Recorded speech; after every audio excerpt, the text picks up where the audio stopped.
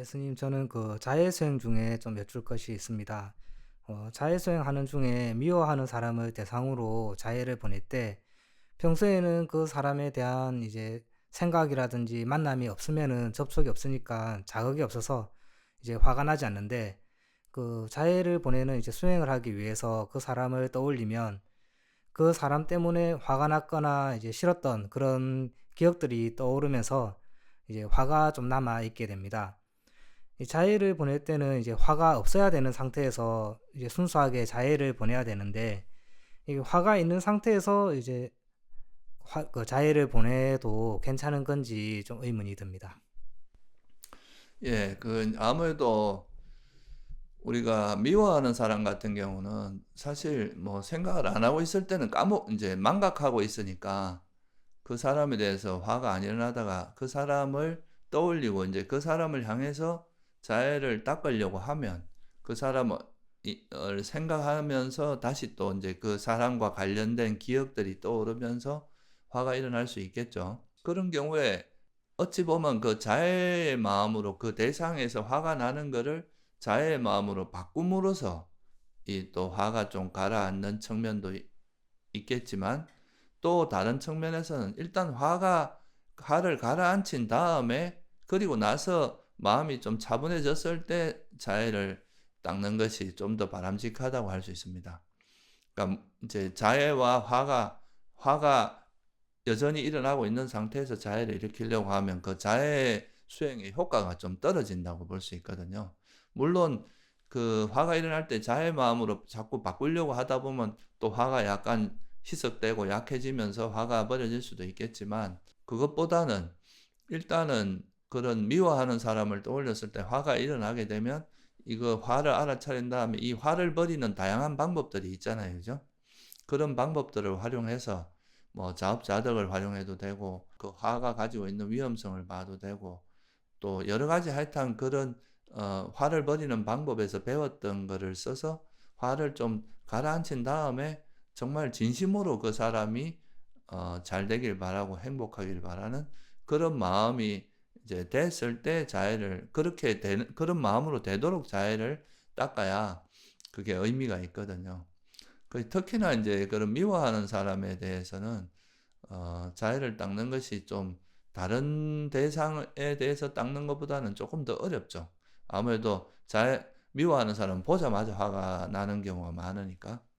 그래서 이런 미워하는 사람에게조차도 자해의 마음을 일으킬 수 있게 되면은 그렇게 했을 때 우리가 그 진정으로 그 사람에 대한 미움을 극복하고 뭐 그 사람을 용서하기도 하고 또 그 사람에 대한 원한을 좀 극복할 수 있는 그런 마음이 될 수 있기 때문에 1차적으로 보면 먼저 그 사람에 대해서 어 일어나는 화를 일단 좀 가라앉힌 다음에 자해의 마음을 일으키는 게 좀 더 바람직하다고 할 수 있습니다. 네, 수행하는 중간에 잠깐씩은 또 그 사람이 진짜 이 나중에 과보를 받을 거를 생각하면은 어쩔 때는 이제 좀 불쌍하게 여겨질 때도 있고요. 또 그런 순간 또 이제 잠깐이고 조금 있으면은 그래도 또 억울한 마음이라든지 음. 화가 났던 그런 상황이 또 좀 되면서 처음보다는 이제 좀 줄어든 강도지만은 그래도 좀 남아 있기도 하고 또 그렇게 좀 화가 휩쓸려 있다가 또 정신을 차려 가지고 또 좀 화를 내봐야 이제 내 나를 해칠 뿐이다 이런 생각을 하면서 좀 화를 가라앉히기도 했다가 또다시 또 화가 계속 올라왔다가 좀 계속 그렇게 좀 반복이 되는 것 같습니다. 예, 그건 이제 처음에는 그렇게 되는 게 어떻게 보면 자연스럽기도 해요.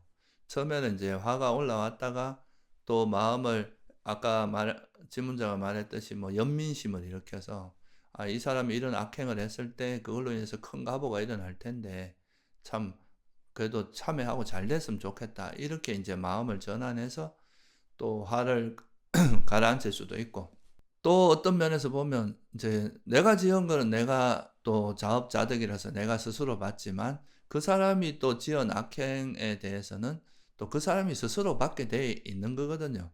내가 화를 낸다고 해서 화를 낸다고 내봐야 그 사람이 어차피 받을 과보를 지금 받는 거라고도 볼 수 있고, 근데 나는 짓지 않아도 될 악업을 짓게 되는 거잖아요. 그런 면에서 보면 그 사람이 악업을 지었다고 해도 내가 자애로 대응을 했을 때 나는 오히려 선업을 짓게 되는 거고, 상대가 악업을 짓는 그 상대의 악업에 대해서 나는 거기에 대해서 나도 악업으로 대응하는 게 아니라 선업으로 대응을 하는 거니까, 그런 거에 이익을 이제 반조하면서 화를 이제 가라앉히다 보면 또 올라올 때 또 알아차리고 또 이제 지혜를 써서 좀 내려놓고, 올라올 때 내려놓고, 이렇게 이제 하다 보면 나중에는 그 사람에 대해서 정말 이제 화가 좀 이렇게 가라앉으면서, 아까 질문자가 말했듯이 이게 처음에는 왔다 갔다 할 수 있거든요. 화가 났다가 또 가라앉았다, 화가 났다 가라앉았다 할 수 있는데, 이렇게 자꾸 반복해서 닦다 보면 나중에는